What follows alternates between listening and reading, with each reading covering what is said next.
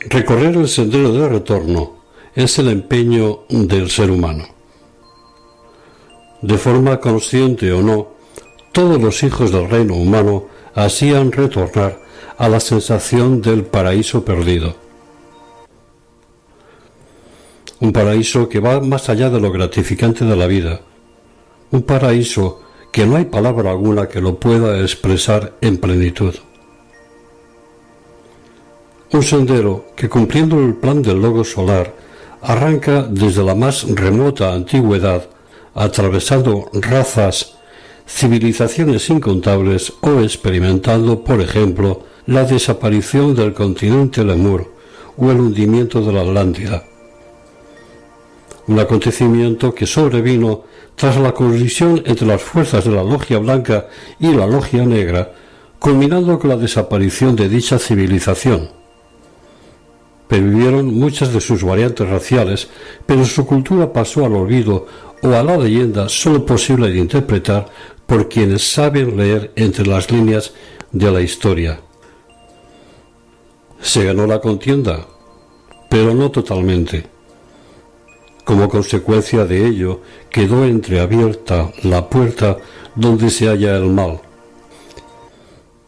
Es a partir de ese momento cuando surgen grandes civilizaciones en Sumer, Egipto, la India y América, basadas en reminiscencias atlantes, aun cuando los comunes de los seres humanos tuvieron que reiniciar su vida en base a la ignorancia de lo ocurrido, a antiguas tradiciones de oscura interpretación por parte de los sacerdotes y la veneración, cuando no temor, a extraños dioses ajenos o propios al planeta Tierra.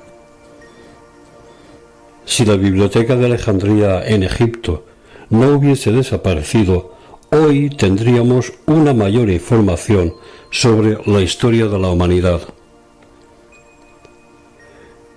El acceso a los misterios se fue conquistando y en la palabra se encierra el tremendo esfuerzo de muchos hombres y mujeres de todos los tiempos, a través del impulso interior que surgía de ellos y por motivos evolutivos personales que escapan a nuestro personal entendimiento.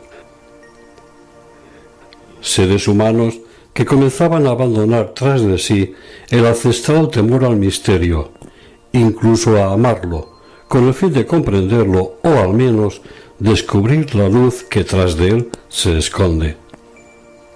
Pero para ello ha sido necesario el valor, el amor a lo que se oculta detrás del simbolismo, el impulso intenso hacia el interior fue y sigue siendo una herramienta imprescindible de encuentro con el alma, o en algunos casos, con la divinidad.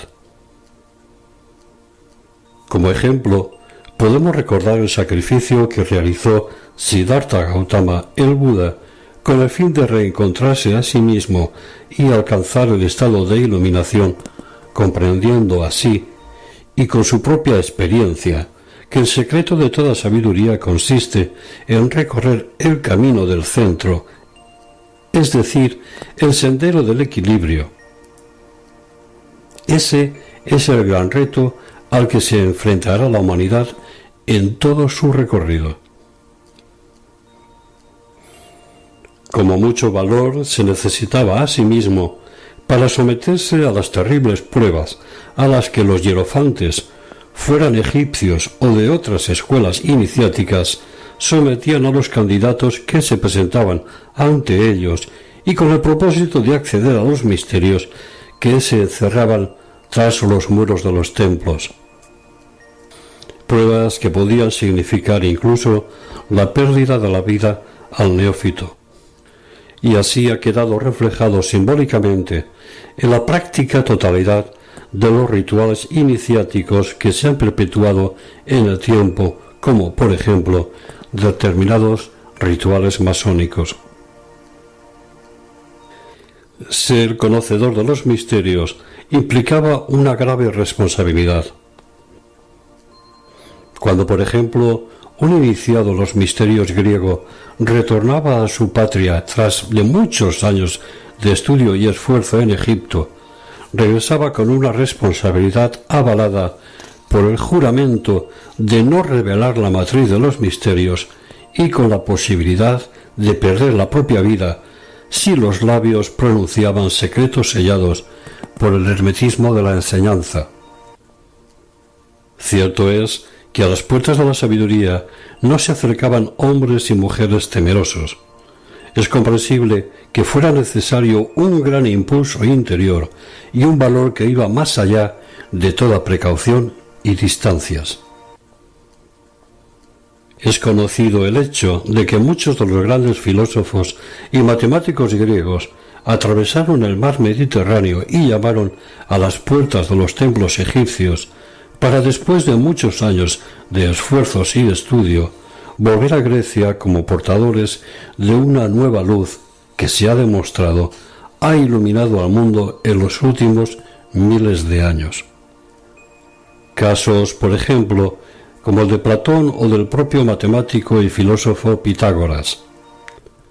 Se dice de Platón, y aún existe el templo egipcio en el que se inició, que no fue capaz de descorrer el velo más allá de determinado nivel. Efectivamente, desvelar a Isis no era ni lo es tarea fácil.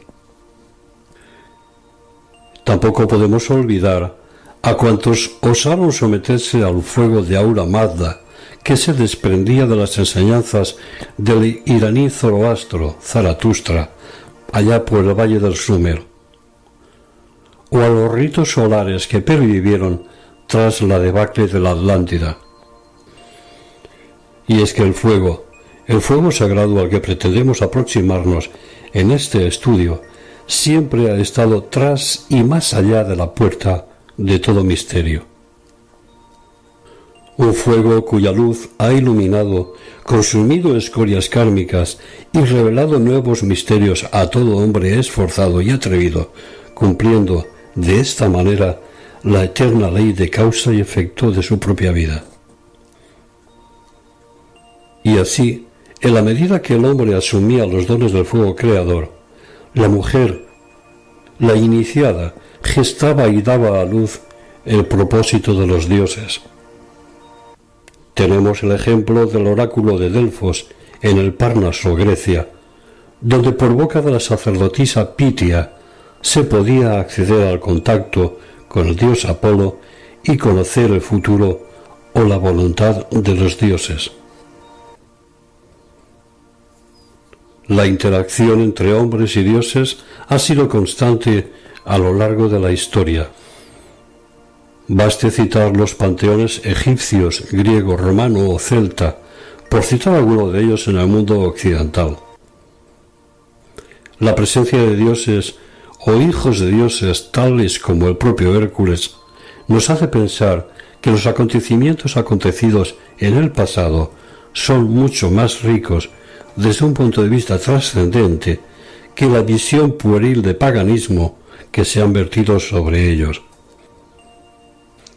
Sin olvidar, naturalmente, el tremendo misticismo de las enseñanzas que Oriente ha destilado en zonas del planeta como la India, los Himalayas, China o el propio Japón.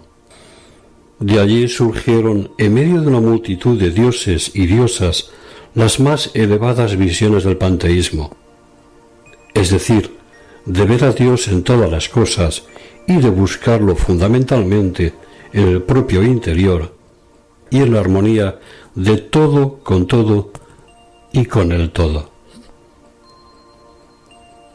En el mundo oriental, la aparición de Siddhartha Gautama, el Buda y del propio Krishna, entre otros exaltados seres, fueron determinantes en clasificar y cualificar los distintos yogas, y en especial el Bhakti Yoga, el sendero de la sensibilidad, un yoga ya antiguamente trabajado en la raza atlante, aunque naturalmente coexistente con los otros senderos de perfección.